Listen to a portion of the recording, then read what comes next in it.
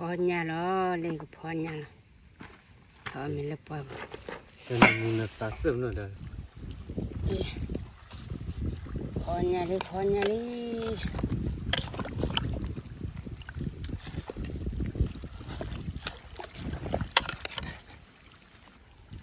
เดี๋ยวเรามูลีเลย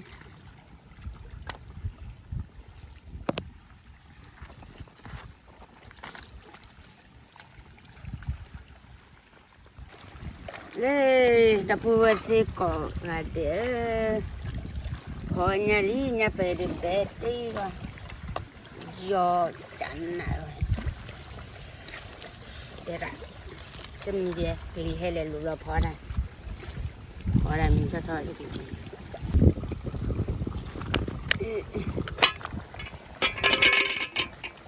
แล้วเลยเด็ดดีเนี่ยไป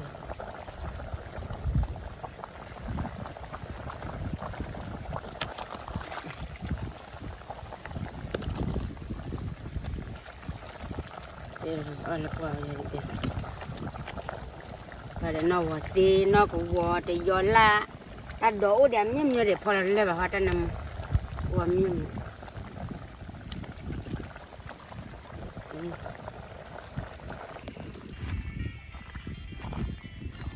นี่คล้อตัดดอกให้ยับเบลอยถ้าใครมาถ้าใครจริงๆมันควดดอกได้ก่อนละว่ามันควดดอกเห็ดจอราที่นี่เบลแฮมนี่เพื่อลดที่กลัวไป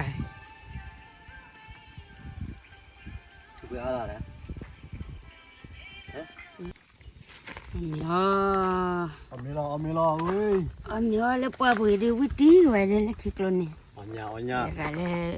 แล้วสุมัยกลัวแล้วปอเล่นเอามีเลอปอเล่นอีเนี่ยไปดิจันน่าเลยเนี่ยไปพอถ้าคือใครดีก็อ๋อเดี๋ยวเจอแล้วก็ดันไหนก็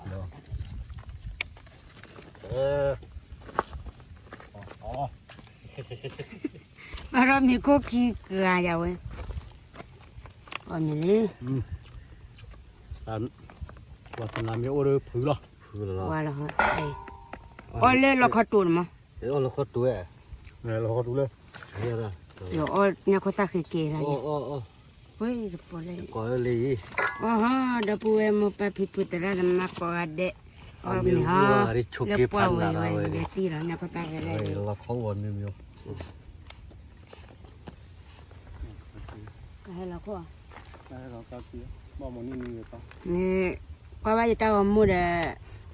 หลายงานเสียเนี่ยคอมเมดี้เคยตอนนี้อะไรจะสุขเคยจะละกันจีอ๋อมีเล็บปวดเสียอะไรเห็ดคุยพอหลงเนี่ยให้จอดได้เปล่านั่นดูตาดำเลยจะตุกกี่เลยเลยตัดดอกให้เบจลันเต็มมันให้จะสิคอมเมนต์ก็ไม่รู้เว้ยกี่เลยว่าฮะเผยซีจีโรเจว่าเราเผยซีนี่เผยซีตัดดอกนี่คอมเมนต์ดอกได้ชีดอกนั่นน่ะได้ชีดอกแล้วอดทนเมลีวะเนี่ยตอนไม่พอเราได้ชีดอกเปิดตีจะเปิดอะไรเด็กแกเห็นนี่ถือเป็นลูกที่อะไรดิวิ่งโดนเลยตาตูไปวิ่งโดนเลยอย่าเอาของก็ถือเลยใช่แกเอาดิผู้รออ๋อมันเลยถือเลยอย่าเตะข้าจูเลยพอแล้วเดี๋ยวนี่ถ้าชมมองบ้าว่าไม่ยังว่าเดี๋ยวงานบริษัทอะไรอ๋อมันเลยรู้เพื่อการจะเราเลยมีปีหาเลยว่าเพื่อเวลาไว้นอดาที่ทุกคนรู้แล้วอันนี้ดับเบิ้ลก็เดี๋ยวช่วยเคลบ้านใบเราเดี๋ยวบ้านใบนี่บ้านเอามาเลย